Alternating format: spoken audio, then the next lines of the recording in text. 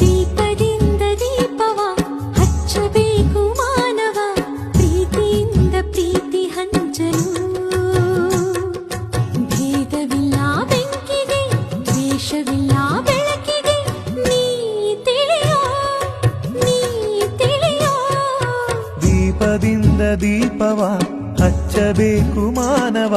ಪ್ರೀತಿಯಿಂದ ಪ್ರೀತಿ ಹಂಚಲು